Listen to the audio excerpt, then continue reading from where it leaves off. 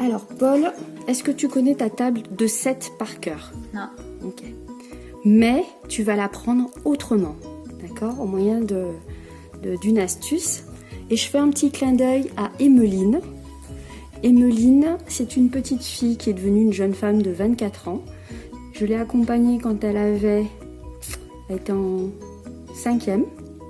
Donc c'est une spéciale dédicace pour elle. C'est moi, enfin j'ai inventé toutes les tables en construction et j'ai bugué sur la table de 7.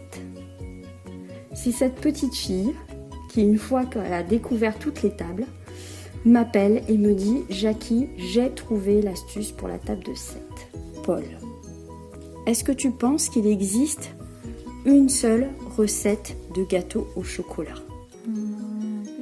Ouais. Est-ce qu'il y en a une qui est meilleure que d'autres? Forcément. Ouais, c'est possible. Mais si on demande à 2 pâtissiers renommés, reconnus, de faire 2 gâteaux au chocolat, les 2 gâteaux, ils sont bons.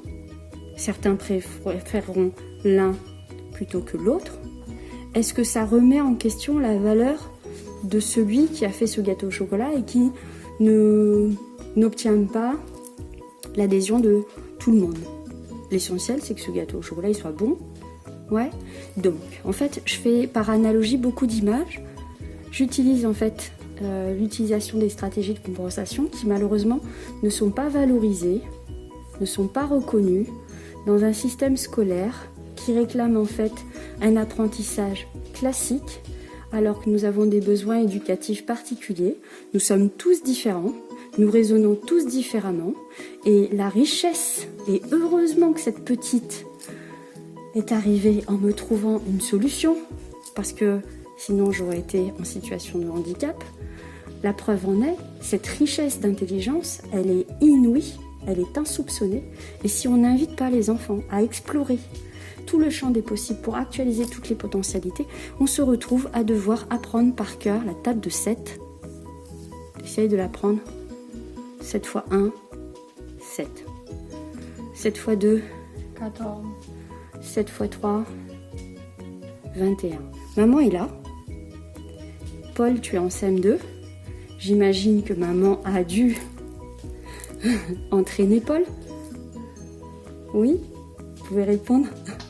Un peu, mais je peux assister.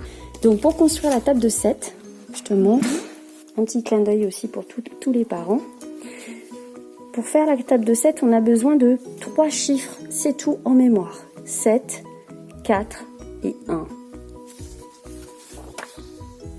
Paul, qu'est-ce que j'ai écrit?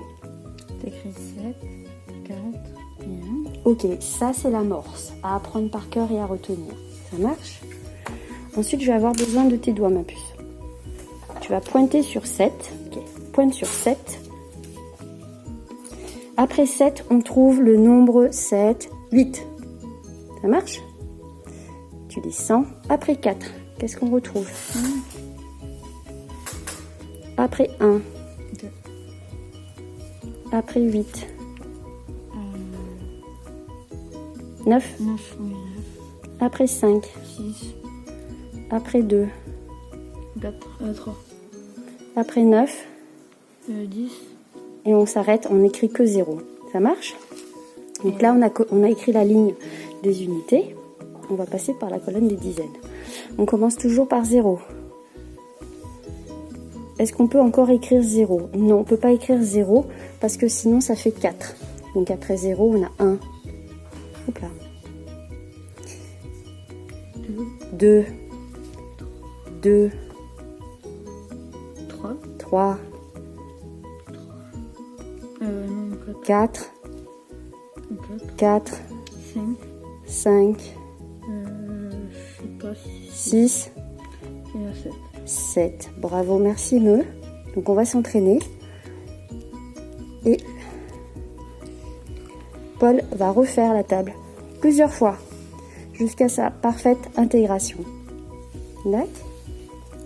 Merci Paul. Merci Me. Alors Paul, je t'ai montré la table de 7 et en quelques minutes, maman peut témoigner. Au début, quand je te l'ai montré, t'as dit oh là là, c'est trop dur. Ouais. Tu peux la refaire? Ok. 741. Alors, on va mettre 8. On va mettre 5. On va mettre 2. On va mettre 9. On va mettre 6. On va mettre 3. Et on va mettre 0. Ensuite, on va mettre 0. On va mettre 1. 2, 2, 3, 4, 5,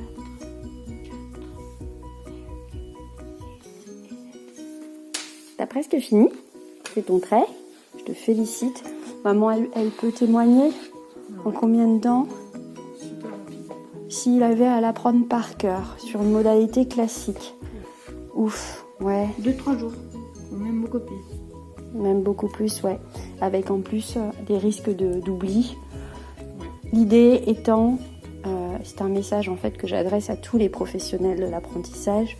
L'idée étant de venir en aide à un enfant pour qu'il se sente compétent.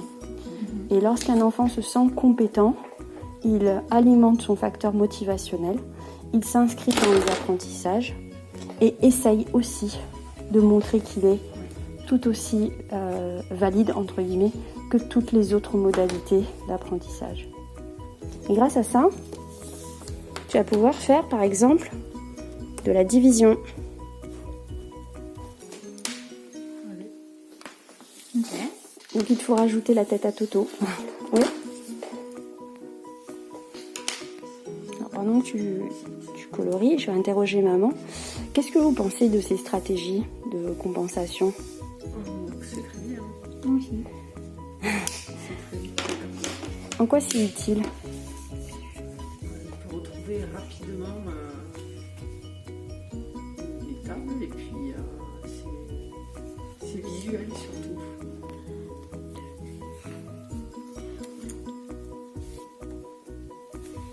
Yes.